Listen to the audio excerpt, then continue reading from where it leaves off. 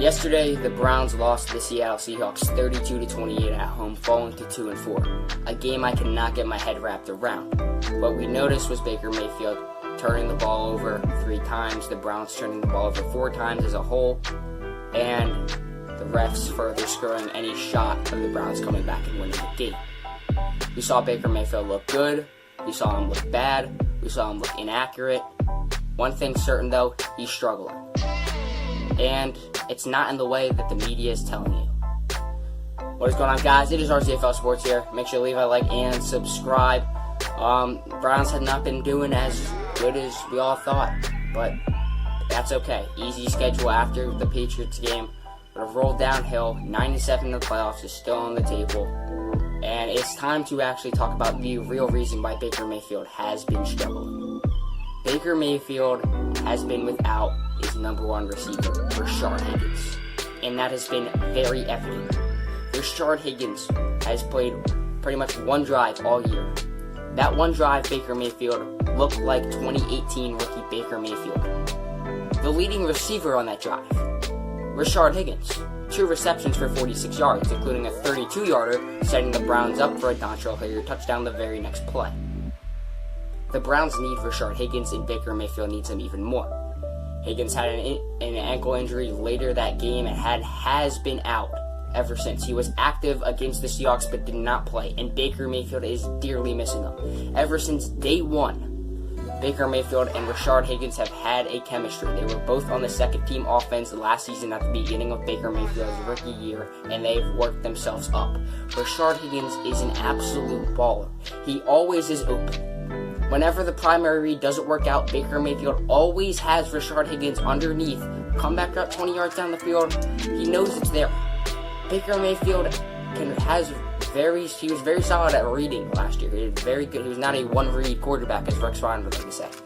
And part of that was because he had Rashard Higgins always there.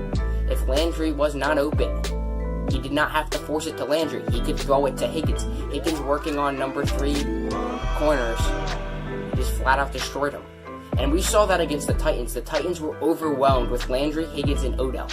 Now, with only 2 receivers, Baker Mayfield is trying to force passes in that you should never force in. He's becoming inaccurate with those passes because he does not look comfortable out there. And sure, you could say, oh, Kevin Zeitler gone, that's why he's uncomfortable. He's running for his life.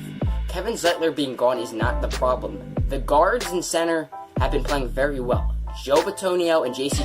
Treader have been playing on another level of elite performance. Eric Kush, Kevin Zeitler's replacement, has still been playing pretty well. The problem is the tackles. If you watch the game, the problem is the tackles. It's Greg Robinson and Chris Hubbard. All the penalties, all the holdings, all the sacks are them. I don't want to hear that. He's looking uncomfortable out there because he does not have his number 1 receiver. I rewatched highlights and film today of Rashard Higgins. And it's just amazing how accurate Baker Mayfield was throwing to him, how quickly Baker Mayfield got the ball out throwing to him, and just how open Rashard Higgins was. He was always open. He was always open throughout all last year. Weeks 10 through 17 last year, he had a pass rating of over 130 when targeted. He was number 2 in the entire NFL on deep ball passes with passer rating. That's insane. Rashard Higgins is not a deep ball thrower. That's passes at 20 yards or more because he kills you over the middle of the field on these comeback routes. He kills you. And that's why. I mean, Baker Mayfield is really, really missing him. And the media has not acknowledged him one time. It's always been some other excuse. And yeah, Freddie Kitchens needs to get better. This play calling has been terrible. You can't be running the same screen pass to Nick Chubb 5 times a game. You gotta get better than that. But that has been a big problem with Rashard Higgins being absent that people have not addressed. And when Higgins comes back, we're going to see that 2018 rookie Baker Mayfield. And now, the second issue, the red zone. Baker Mayfield was an absolute baller in the red zone last year. He had 20 touchdowns to no interceptions. And 26 pass attempts this year, he has 3 interceptions. That is terrible. And there's one reason why. And rewatching the game, rewatching some other games, it's because he does not have an actual tight end in the red zone. David Njoku and Darren Fell's red zone presence last year was immense. Receivers could actually get open, Baker Mayfield could let plays develop, and actually throw touchdowns and not have to force the ball into receivers. Besides that, Darren Fells and David Njoku could get balls that no other player can get. You could throw up the ball to David Njoku and he will moss the crap out of whoever's covering. The tight ends the Browns have now are not even tight ends. You have a blocking tight end, Demetrius Harris. You have Pharaoh Brown, who is, I don't even know what to think of him. He has not been playing that good. And then your actual, I guess, starting tight end is Ricky Seals-Jones, who is not a tight end. He's an oversized receiver. Baker Mayfield does not have that go up and get him elite red zone presence that he could throw to. And just them being there affected that. I'm pretty sure all 4 of Njoku's touchdowns last year were in the red zone. 3 out of 4 Darren Fells touchdowns were in the red zone. Darren Fells has been balling out with the Texans this year. Someone that I really wish John Dorsey kept. It's just very obvious. Baker Mayfield's struggling. He does not have an elite red zone presence to throw to. And we can continue to bring up all these other options and all this stuff, how he's not been accurate and all this other stuff. But he had people to throw to. He had the people to throw to. And then further than that, more people would get open when you have those red zone presence. Now teams don't have to worry about the middle of the field.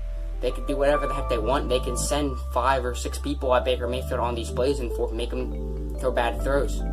That sounded really stupid, what I just said, but still.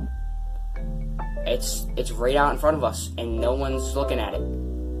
I mean, Baker Mayfield needs a red zone presence. He had 1 touchdown this year to David Njoku on week 1, the one game that David Njoku fully played. Red zone touchdown. It's right there in front of us, guys. I know I'm a kid. I know I'm an idiot. But it's right there. The Browns are struggling.